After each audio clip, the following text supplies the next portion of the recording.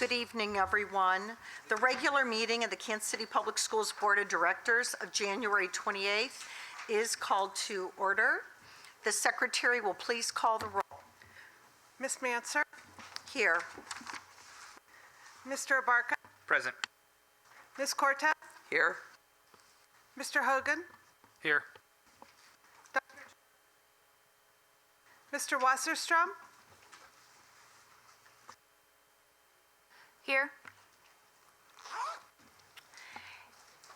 Thank you. I would like to ask my colleagues to review the agenda, and it would be in order to receive a motion to approve the agenda for this evening's meeting. So moved. Second. This will be a roll call vote. The secretary will call the roll.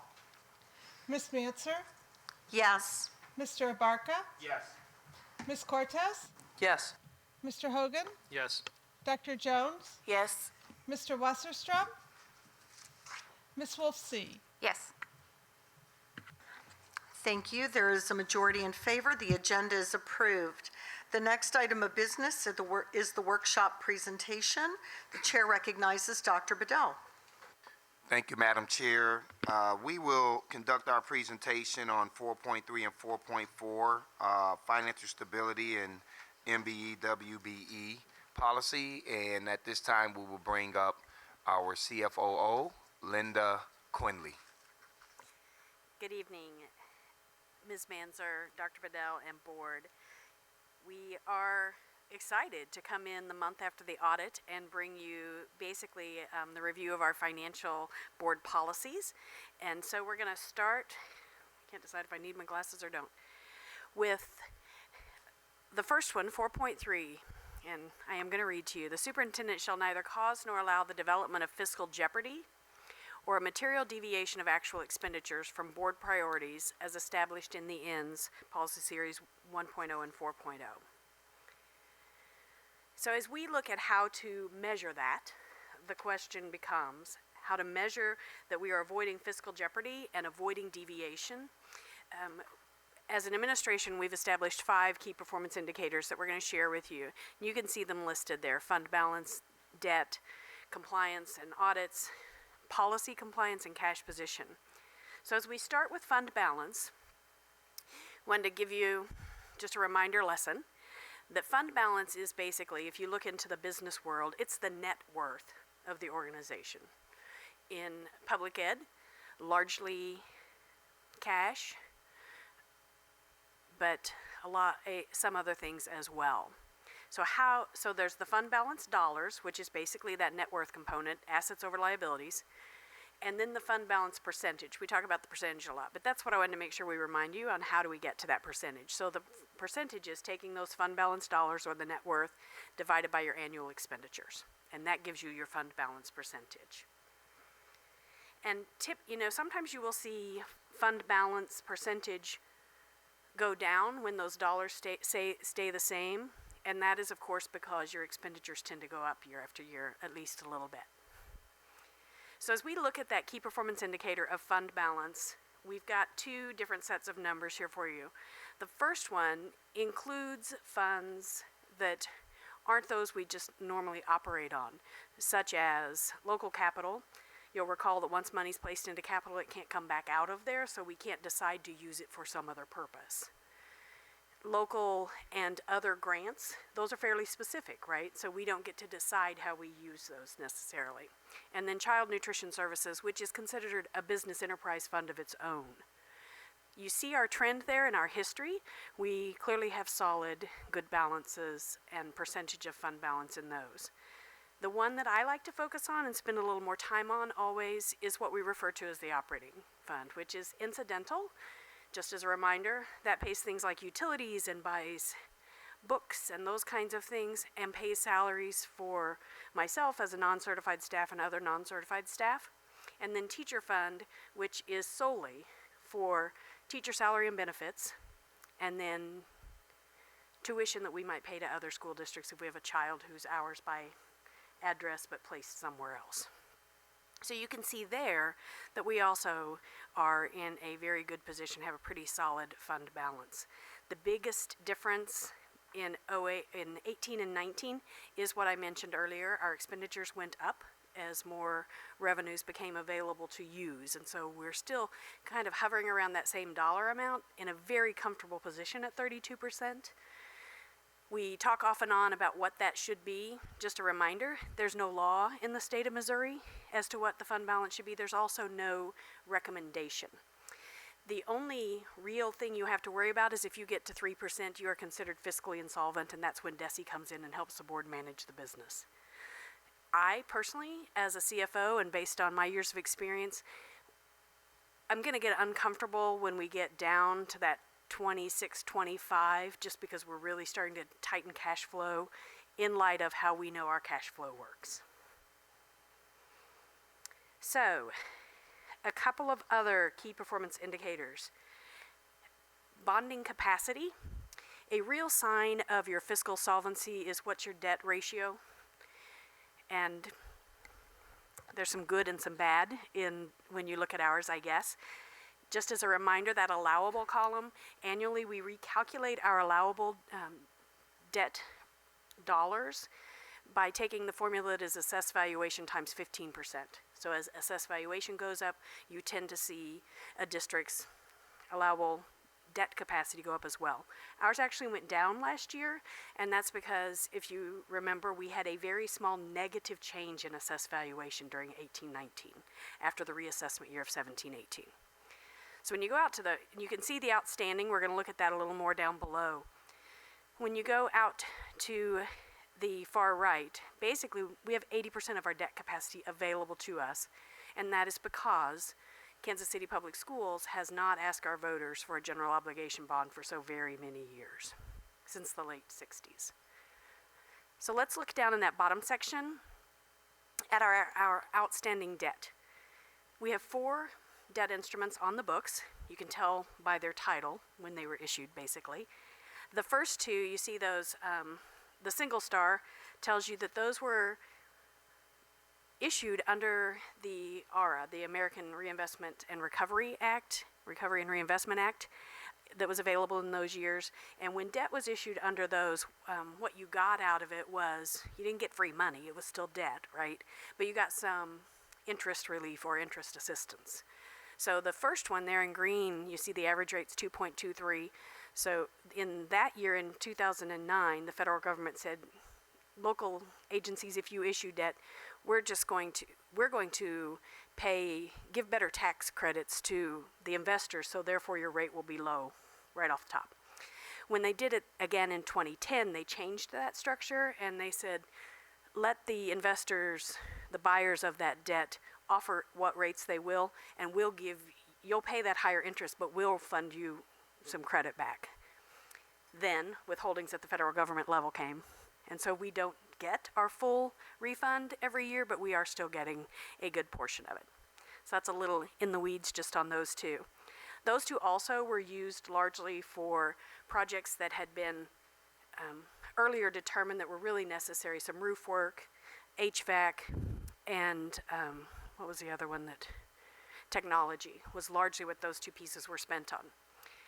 That 2016 Certificate of Participation, that's the one that we've just finished up on the Lincoln Middle and Lincoln Prep as some of the final projects. That went to work all over the district, largely work that was determined to be necessary and a part of the master plan work done several years ago. You've heard us talk about that $450 million.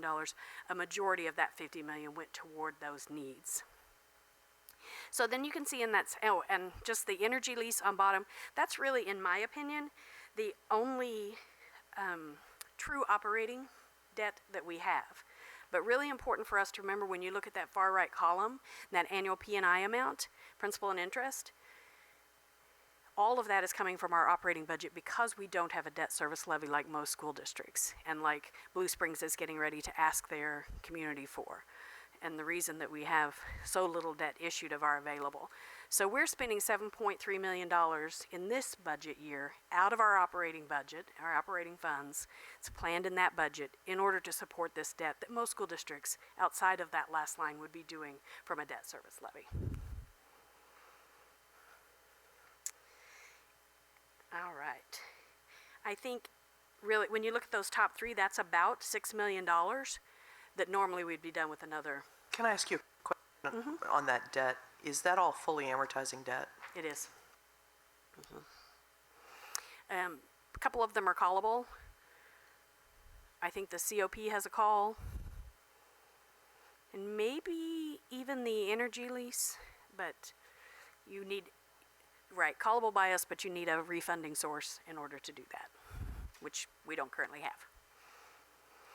But should we have the opportunity to go to our public, that would be one of the things we would look at. Should we call and refund that debt into something new at the time? So additional information on that indebtedness and it as a performance indicator. You don't get a credit rating in this business unless you're going out to sell debt. So we've only had 2 ratings in the last 10 years. November 10, when that energy lease happened, we received an A- stable, and then in July of 16, an A+ stable. My opinion when I look at those credit rating documents is it's not uncommon. An energy lease is supposed to be repaid based on the savings you experience, right? So that's not as verifiable and determinable as other resources for paying debt. Go ahead.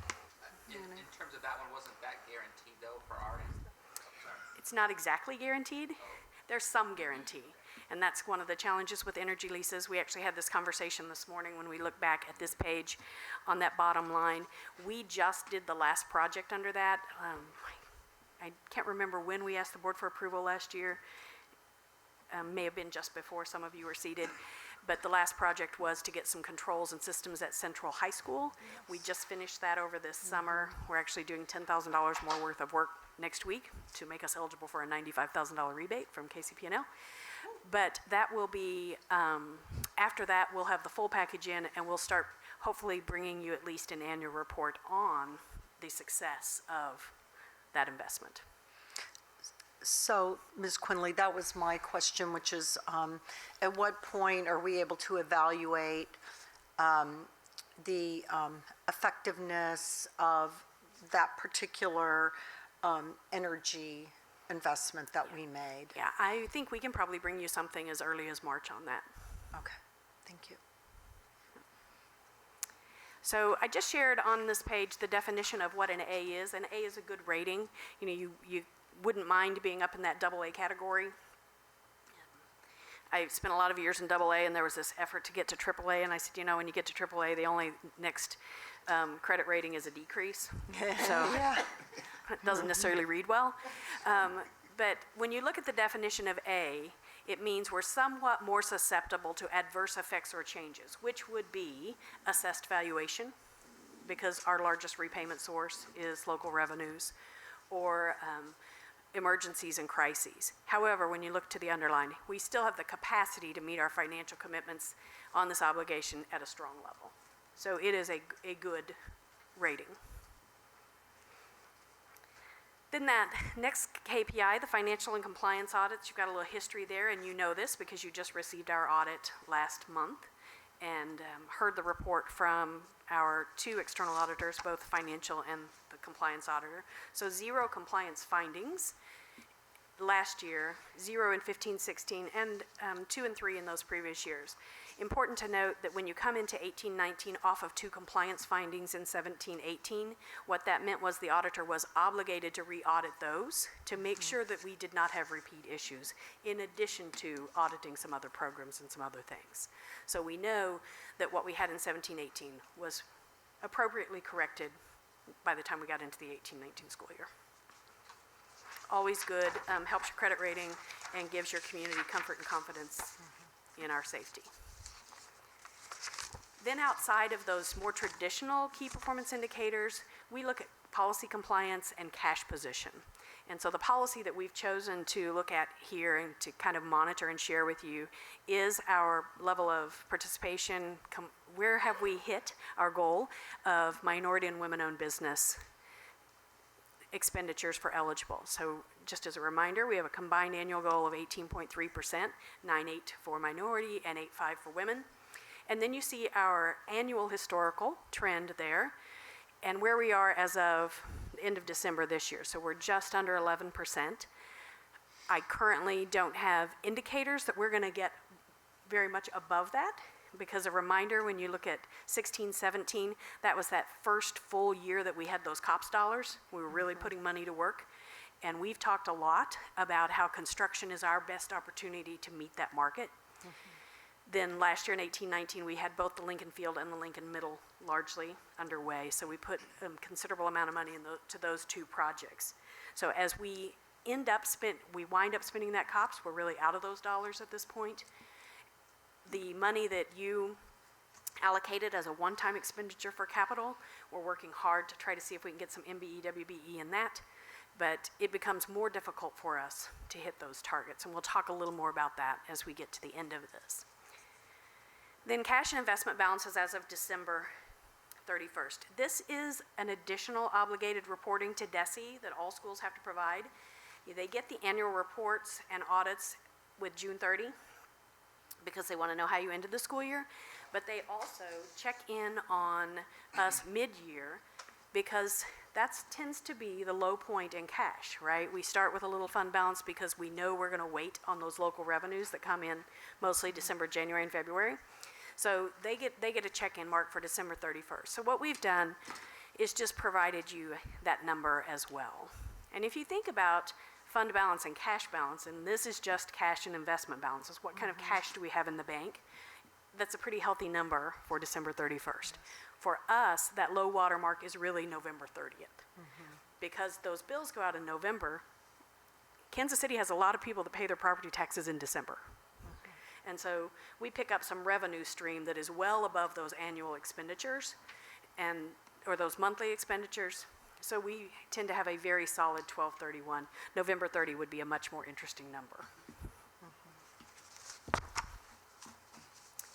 So what do we do to make sure that we're able to produce and maintain good KPIs and have systems in place to do that?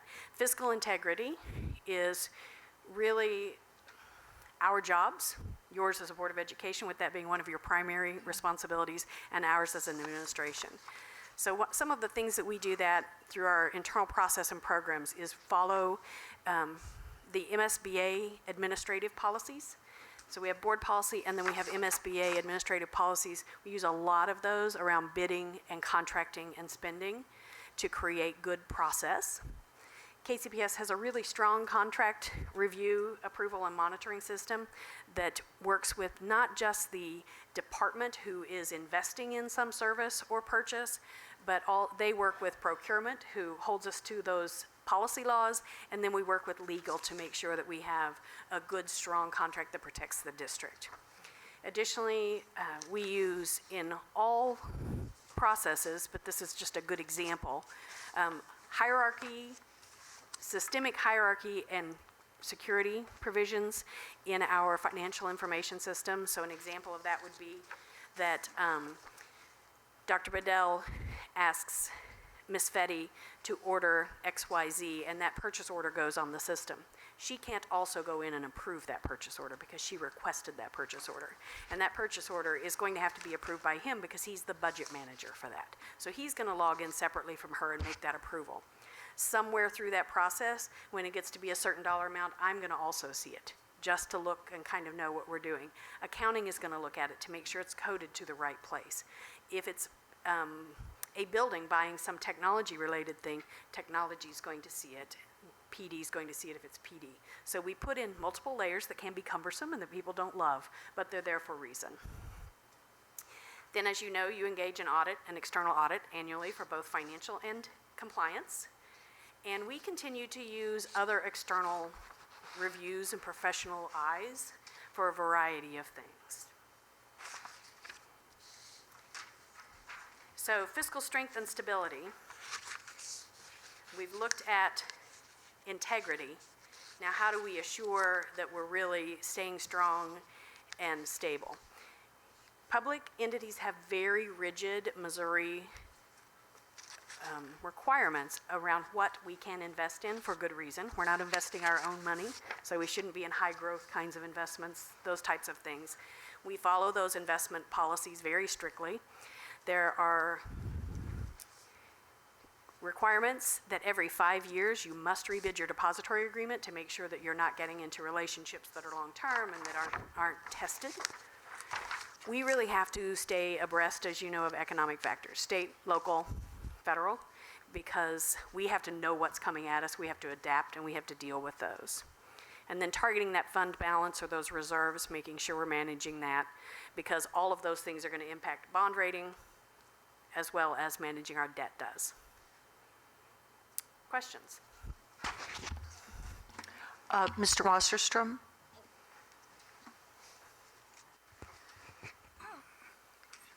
One of my concerns is primarily because I don't have a strong accounting background, is in trying to assess how strong and stable and financially secure KCPS is.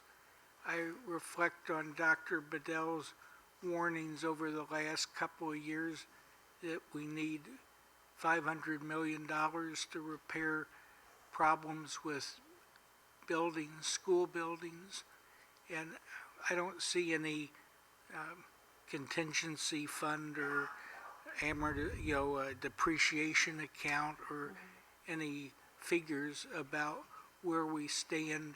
I mean, we can look very, very strong financially if we simply ignore spending money to repair and maintain what we have. Am I missing something, or how is that handled traditionally in the financial analysis? So there are a couple of things that talk about how we account for it. Inside, this is probably the best slide. So inside these fund balances, which we know to be healthy and true, are depreciated assets. So when you get deep in that CAFR and that financial statement, you see some of that information. When, I think you're kind of alluding to this, when you have a 20-year-old building that you haven't done anything to, it doesn't have very many years of value left on the books. That is reflected in our financial statements and then is reflected in our net worth, if you would. That goes back to how do we determine the fund balance. So our physical plant assets are not on the books at cost value at all. They are on the books at a depreciated value. So our financials are reflective of that. I think your question goes a little bit deeper into the planning toward how we meet that now probably somewhere in the $400 to $425 million need. And that's we're going to talk about that a little bit in the next section, but it is certainly something that always will stay on the mind of administration and board. I have Ms. Wolfsey and then Mr. Hogan. So on page 3, can you just, you did at least tell us what your level of comfort is for our fund balance here, which is between 25 and 26%. But can you talk about a typical school district of our size, what their fund balance would be, and maybe why ours is higher? Right. Ours would be higher typically. You're absolutely right. I love how much you guys know and understand this. Those trends are very high, and I'll just be honest, if we got to 35% in Columbia, I believe there are plenty of people who would have run me out of town, because it's not the job of the board of directors or the district to sit on cash, right? We want to make sure we're investing things and we're using it for what we need, but it is our job to make sure that we can cash flow the year, and so that's why our fund balance is higher than most.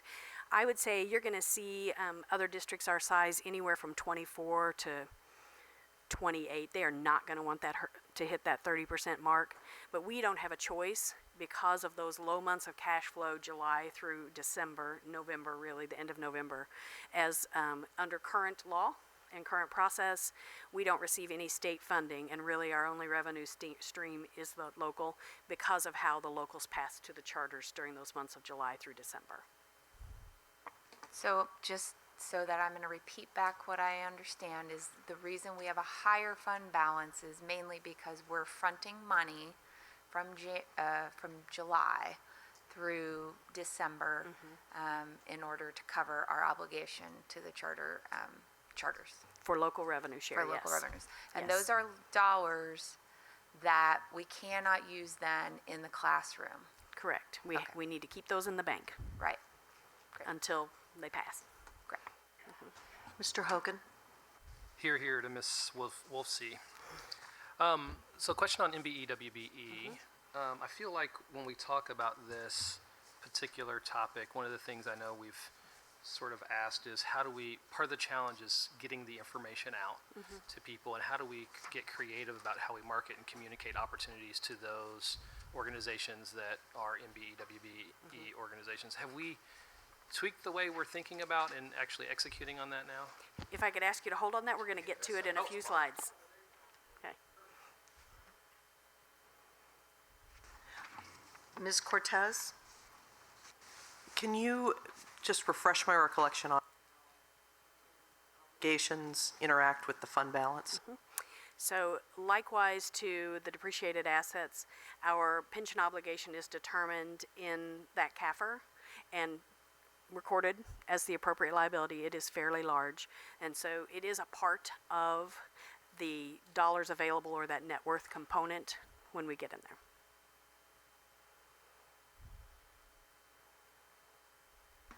Any additional questions? Go ahead. All right. So the second part of it's warming up in here, isn't it? Yes, suddenly. I thought it was just me. I see you peeling. I thought it was just me. This might be a little too much. Yeah, it's a lot. It's a lot. Texans. Yeah, it's not me, guys. I've been standing here the whole time. So 4.4, the second set, financial planning or budgeting for any fiscal year or part thereof shall not deviate material from the ends, priorities, or risk financial jeopardy, and shall be derived in a multi-year plan. So we're going to talk to you a little bit about those key performance indicators and then some of the processes that we use to accomplish them. So when you're looking at your planning and budgeting, the first focus of that is, do we end up in the positive or in the negative year after year? Do we have a good trend? Are we, all over the place? So you have a 4-year history here of the revenue over expenditures, and you can see those. And then you see in the middle column in that top section what percentage of total expenditures those are, and then just out to the right, your total expenditures. So this is a good and a positive thing. You want to see that you aren't dipping into reserves and dipping into reserves year after year after year. We know, and we've talked about this, that again, it's not our goal to put money into reserves year after year after year. So we're getting a little better. We're bringing that down a little bit, that excess. I'm not ever going to stand up here before you and say we want to build a budget that's going to spend $8 million into reserves, because what you do this year, you need to plan that you're going to do year after year, most likely. So this is an area that it's a positive to our stability, but it's something we want to tighten a little bit so that we don't come in necessarily always at that amount of revenue over expenditures. Then looking again at the December mark, what have we spent, what have we received in the way of revenues, and what portion of our budget that is, and what have we spent? So you can see that this year, as of December 2019, I really need to give a shout out to our finance teams. It is hard to close the month, make the journal entries, and get Linda the numbers she needs for a board meeting on Wednesday when you came back on Monday after December 31st. So kudos to that team that worked so hard to help make sure we were ready tonight. This was the last number I could get this afternoon at like 2 o'clock, so that's what made me think of that.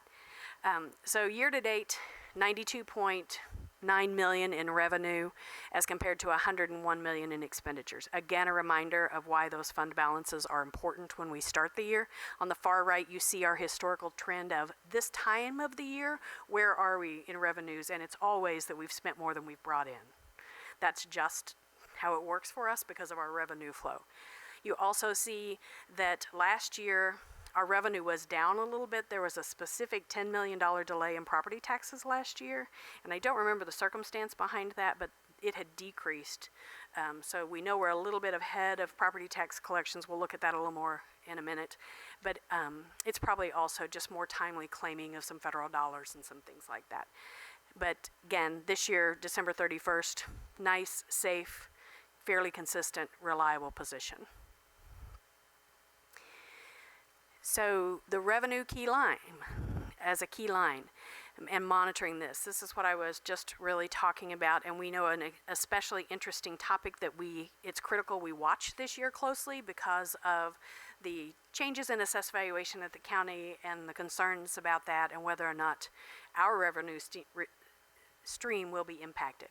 So you see in 18-19 we had earned revenues of just over $141 million only from the current local property tax line. So I'm not talking about delinquent taxes, I'm not talking about TIFs or anything else, just that primary line of who paid their property taxes and who paid them on time. This year we budgeted $156 million. You remember roughly that $15 million increase based on preliminary assessed valuation information. Year to date last year, as of basically today, we'd collected $74 million or 52% of what we ended up with in total. This year, we've collected right at $80 million or 51%. So we're trailing a little bit behind by percentage of total. We've got to collect another $77 million in order to hit budget this year. And as we've discussed, we'll continue to monitor this and provide you, if not weekly, bi-weekly updates until we get to that April-May mark and really know what the year's going to look like. So those were the KPIs and some of the, yes ma'am. Interrupting you on that slide, but just on that slide for a moment, can I ask, I mean, you've spoken that we need to collect another $77 million. You've also explained that we're very affected by the collection of property tax revenues. Are our other Jackson County School District colleagues as affected as we are in this regard? I mean, they're also waiting. So, Right. And they're also in that transition, but they also have probably debt service levies and other things. So can you just explain that to me for just a moment so I can understand? We're waiting for quite a bit of funds to come in.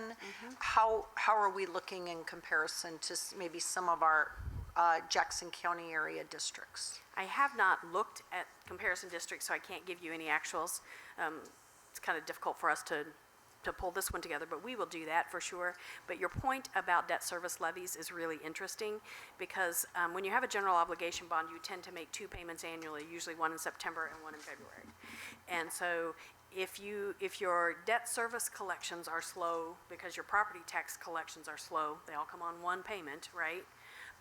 Right now, there could be some districts with a big debt service payment due in February that they're really watching closely what's happening in that. I don't know how we compare to the other school districts, but I would presume that all of the districts in Jackson County are having a similar watch and probably in a fairly similar position. The good news to me for us is that we are ahead of last year only by $5.7 million, but we aren't behind last year, which would have really brought us great concern. So we are cautiously optimistic at this point that we have an opportunity to hit budget, but there is no way that we can confirm for you today that we will. Okay, thank you. Mr. Bark. Yeah, just tagging on to it.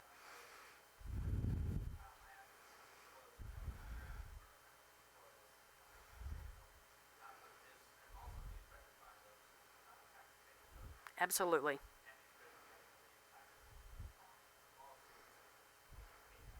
Absolutely.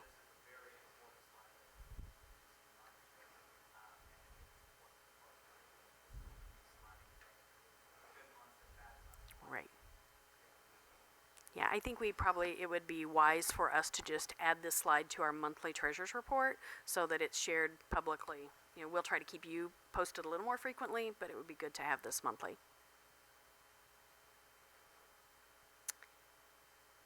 Now I don't remember where I was. I think right here. Sorry. So how are some of the ways that we manage business and work in order to make sure that those KPIs we just shared with you remain strong and healthy? So always focusing on the end when we plan and budget. We've really worked hard the last few years as an administration team to create new ways of getting information and using information. You know that from the work we did last year that I can't come up with the name, the systems analysis work, where we created for the first time that financial comparison with charters locally and that historical look. We've also created that same kind of comparison with peer districts that Dr. Bedell advised that we wanted to use. Districts that look like us, are near us, similar to us in various ways. So we've got a lot of comparative data, and why is that good? It helps you look at yourself, right? It helps you know where you've been. It helps you look and say, gosh, they're not spending any money in this area, but they're getting great success. What might they be do differently? So then I can work with Dr. Shepard. Or they're spending a lot of money and seeing great improvements. You know, should we consider those same things? So that data is good information. We've really increased the amount of data that we're using. We've also started laying in, using that tiered system, student data and achievement, and talking specifically with Dr. Shepard about, you know, we've invested in reading specialists at these schools that are tier 3s. Are we seeing the results from that investment? So really starting to look on ROI at some of those things. And then just evaluating the effectiveness of not just those new things, but long-standing things, and taking a look at yourself. We analyze and project actuals. You know, you can start with a budget, but remember, a budget's the best estimate you can make at the time you make it, right? And every month, the actuals become more valuable to you. So how are we looking at those actuals and saying, gosh, it's January 8th, and we're only here, but we should be here? So we're doing that work behind the scenes right now as we prepare for the budget and planning season.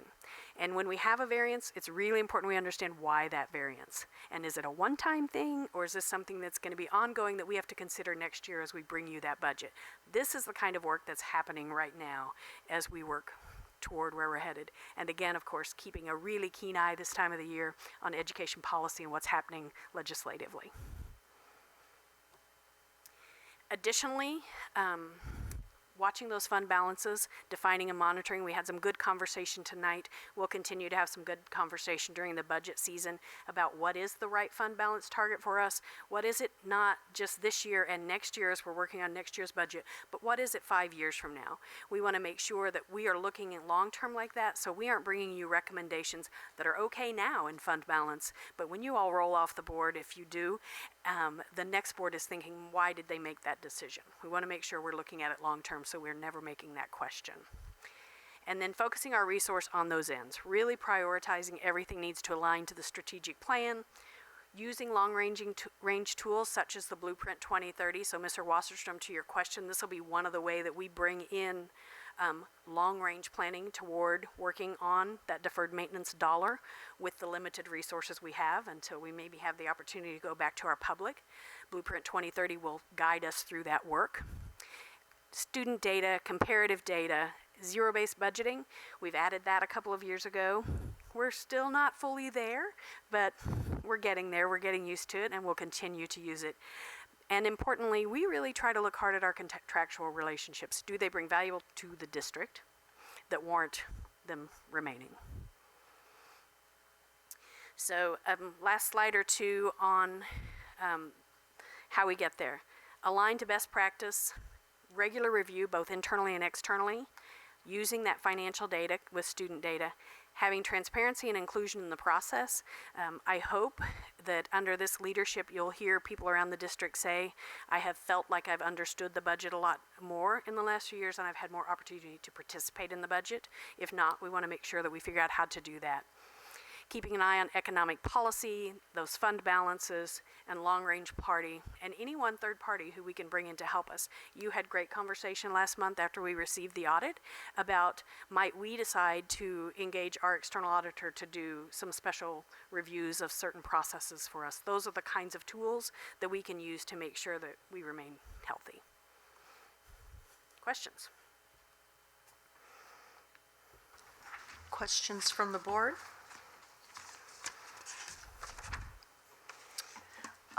Ms. Quinley, I have a question.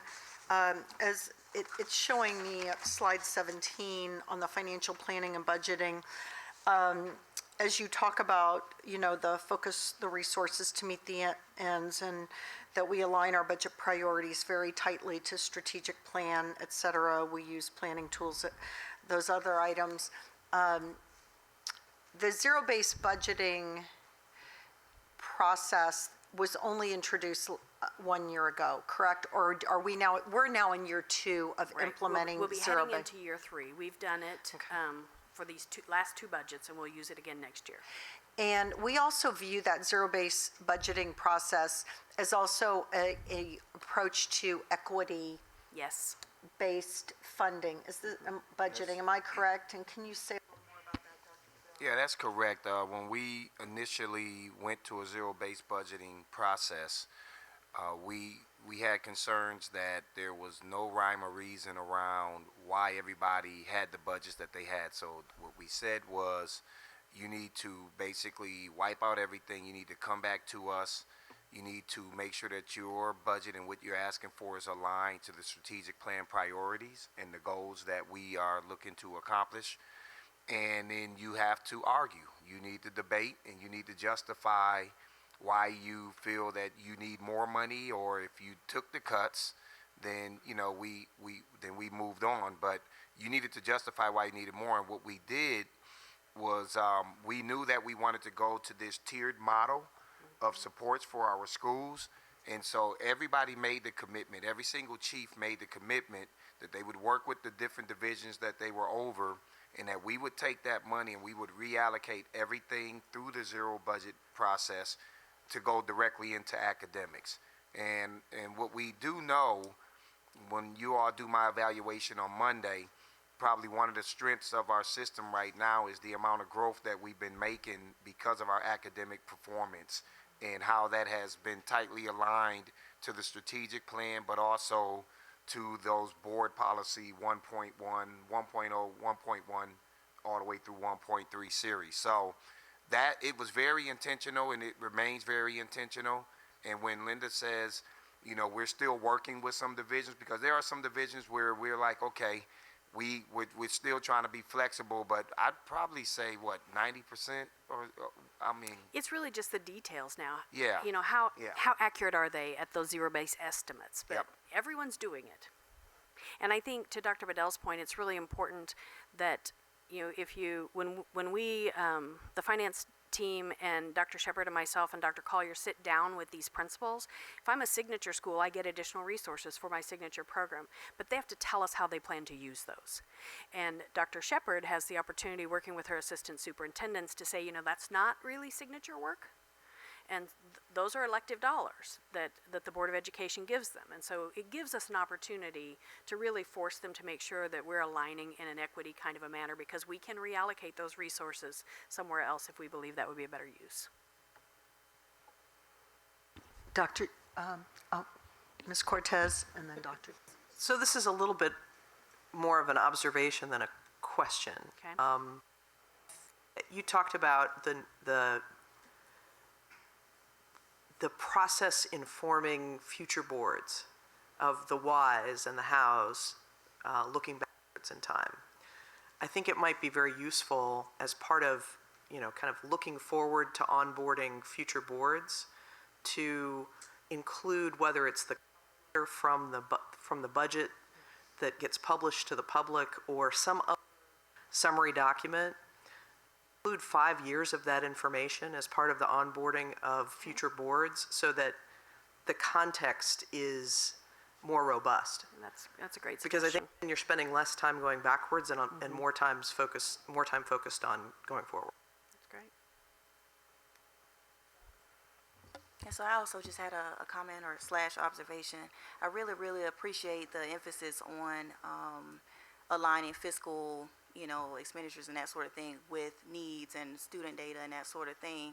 It reminds me of how, I often come across people in the community who have ideas. I got an idea for a program. I want to do this. I want to come in. How do I work with the district on this? And I like that this kind of gives me some talking points as to, hey, you can go in and do a let's talk request about that, but also understand that there are ends, and the budgeting process is very rigorous, and how closely it has to align with needs and ends. So I just really like the way you guys laid this out. It helps me, every time I hear it, it helps kind of solidify that in my mind. And if I could add to that, because you're right, a lot of board members will be approached by people who will say, I have this program, or I have this idea, the district won't engage, or whatnot. That was part of the problem that I saw when I came here, It's not that the district's not interested in working with people. We do want to hear you out, but we have made it very clear, even with people who want to give us money, because there's a whole bunch of people that's giving us money, and it's based on things that they want to see done. And then we have all of these different programs going on in our schools, and when they don't succeed, it's KCPS don't know what they're doing, and when it succeeds, well, it's because we made the investment. And what we said was, we want everything to be tightly aligned. It's easier to defend the decisions that we make with a budget when there is alignment and it's connected to the strategic plan and it's connected to the board's policies. And then we say, here's the 3 major things we're going to focus on, and then here are the other smaller things that we will continue to focus on. But you got 3 big rocks that every year we say, these are the things that we're putting our money into, and then we stay tight to that. So thank you for that. This is a sort of a request which I believe we will be doing over the coming months as I see this as our sort of kickoff to the preparation for budget planning season. I'm kind of looking at my treasurer colleague, and so I see this as really the sort of prelude to that. And I think as we go forward, it'll be very useful to really develop some kind of reflection or assessment about how equity is being achieved through our budgeting process. And I know we've talked about it a lot, but I think the more that we can make that express, I think that's going to be very valuable. That demonstrates a promise, both adhering to policy, the equity policy, but also our promise to the community. So I do just want to put that out. The other sort of request today was the opening of the Missouri legislative session, and we might anticipate an interesting session this year. I think given some of the, Missouri is a state that constrains tax revenues, and that has an impact on K-12 education as well as other important core services.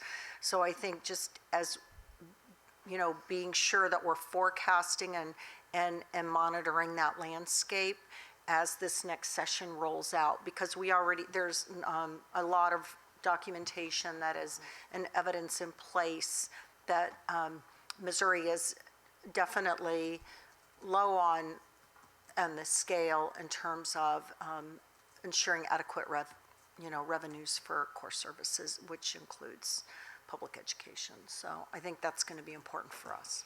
There are probably 4 bills that talk about and approach the need for improved teacher salaries. I hope there are very few people in the state that think that is not something to focus on, but it comes with about a $4 million price tag. So it's a great plan with no plan for funding right now. And so watching that through the legislative process as well as the others will be something we definitely want to keep an eye on. Any other additional comments? All right. Thank you. All right.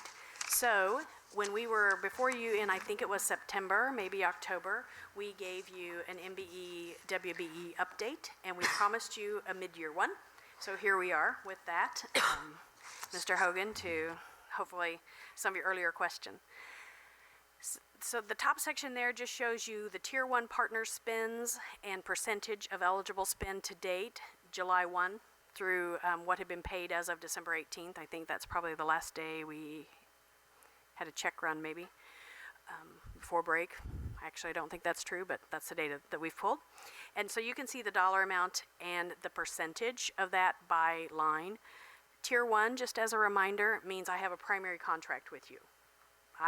The district has a contract with you for XYZ service. Tier 2 is when someone has a subcontract with someone who qualifies as certified in these categories. We haven't provided you that information. It will bump these numbers a little bit, but we haven't provided it because we pull it quarterly. It's a little more difficult to pull because we don't pay them directly. So we have to go in and manually manipulate a little bit of that. So we'll bring you that shortly. Important to note when we look at, we're at that 10.57 mark against, and I did not change that number, that should say 1830 right there. My apologies. About $756,000 of that 3.3 total above relates to sort of some final payouts to date on Lincoln Middle School and Lincoln Prep. So again, as we begin to lose that advantage of having some of those larger contracts with some MBEs and WBEs behind those two projects, we're going to find ourselves working harder to try to hit our goals.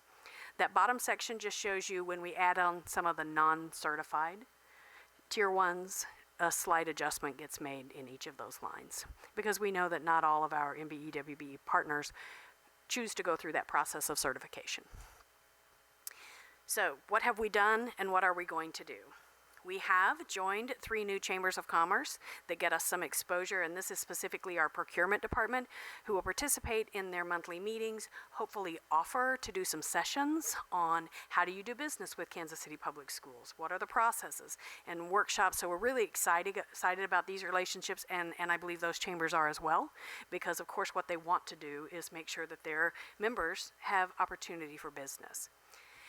There have been 4 primary events that were held the last quarter since we last talked to you that we've participated in. All of these really focusing on an opportunity to interact with MBE, WBEs, or an opportunity to interact with groups that support them. So we're trying to be as active as we can and out and about into groups that get us associated. We're working right now. We talked in the fall about perhaps creating departmental goals in order to help us hit that budget total. If it's just a department or 2 working on that, it's going to be hard to ever really get there. So we're creating right now the process to set that goal setting by department into this year's budget process. We've talked about a good example is technology, where we know there is an MBE firm in St. Louis that has not particularly in the past been a part of our bidding process. So we want to make sure we invite them in and we work with them. And then that technology is kind of aggressive about helping us figure out what part of their budget in technology and devices might they try to target. So specifically, each of our major divisions will have a target goal in next year's budget. We're looking for some targeted spending options to the end of this year to replace that slowdown of construction. Some of them will be around the projects that you approved in October. We'll be bringing you some bids for some of those in the next few months. In fact, we're bringing an engineer contract later this month that for the first time has some MBE, WBE both component in it. So we're kind of excited about that. But we're really looking at where can we target. We are working to create listings of possible vendors in these categories and make those available to the departments, because if we help them go ask people, then they perhaps will. And in particular, you had mentioned foods and promotional materials. Some of those small businesses who have some of the areas that they focus in, how can we reach out to them? In fact, your government relations chair used an MBE food vendor for the legislative breakfast this year. And so we're doing those kinds of things. There's a lot of work to do here. We have to get a lot more strategic, but we're still very much in the development phase of kind of what that's going to look like. Questions? Questions? Mr. Abarca? I do want to yield to Mr. Hogan if he had a follow-up. Go ahead. Thanks. Sure, Vice Chair. Yeah, thank you for this, obviously, and good work continuously to your team and to previous board members who had kind of set the pace for this. I guess my question goes towards the Tier 2 system, and to understand, if at all, and this, it sounds like this is maybe a suggestion more than anything, to understand how some of that compliance goes, right? I mean, because I think once you get to the sub-level, there could be some concerns of, well, this is owned by this person, but there was no workers, and so there's some challenging things there that I know that some cities usually struggle with on projects Right. like this. Do we have any of those parameters outlined for either our Tier 1 or our Tier 2s?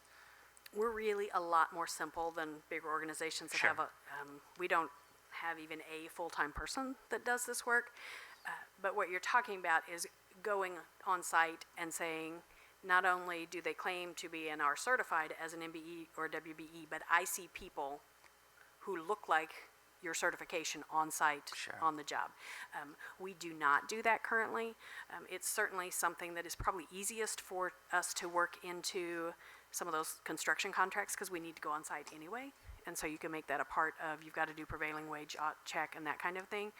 So that is something that we could add to our toolbox. Is there any benefit and gain, and maybe it's not necessarily directly to us as much as maybe something for us to negotiate with, as we have these challenging TIF conversations and things like that, is there any room for us to kind of pressure or allow for our advocacy to assist the city in some of these components, right? I'm thinking like broader airport things, right? Because I think some of those specific accountability measures are usually dependent upon incentives, right? And we don't have that incentive side that the city would have necessarily.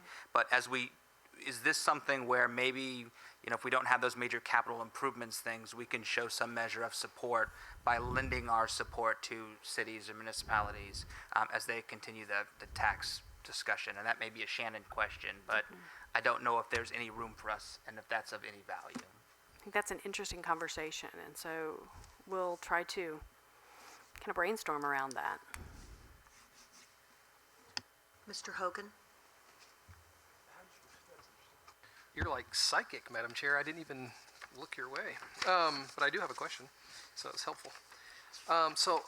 So thank you for the work on this stuff, Linda and team. I mean, it's good that I feel like we're starting to get to a place where we have a little bit of a strategy around it, although to your point, it's still in the developmental stages, and that's understood. I wonder if, so you've joined the different chambers, that's a good starting point.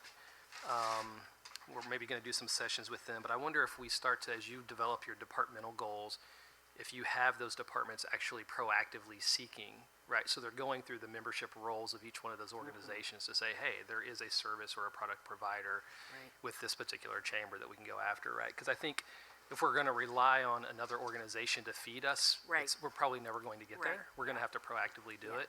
We do, and that's probably going to be a little bit out of our comfort zone. Yep. Because people who work in procurement are not sales, and you're really talking about sales, right? How am I going to get out and interact with these folks? So there might be some of us that have to join in who are a little more comfortable in those environments. But we're really going to be pushing our comfort zones as we do that. But that's a great suggestion. It's one of the things we've talked about. Being there every month is not going to do it, right? We've got to be a lot more active than that. Yeah, and maybe. So I like that suggestion.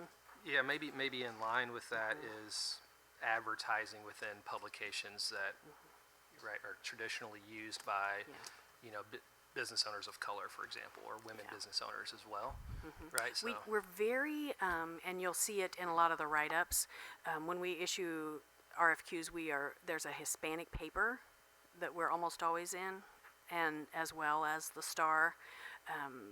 But if there are suggestions of places that we should be, we would love to have those. yeah, the Call, the Globe, et cetera. Yeah. The Globe and the Call we are in, if it at all seems appropriate. If we're doing textbooks, we maybe aren't. Question? I just wanted to follow up on Mr. Barca's question.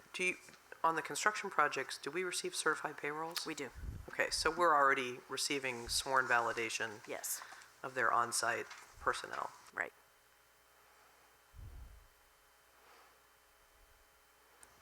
Thank you. Seeing no other, and I appreciate this. I do feel it's systematic. I think that the community has been expecting this of us, and I am proud of the fact that we rose to the challenge and that you all took that challenge on and have really worked it hard. And I know it takes time, but I'm really pleased with the progression and the thoughtfulness you've put into this. So thank you very much.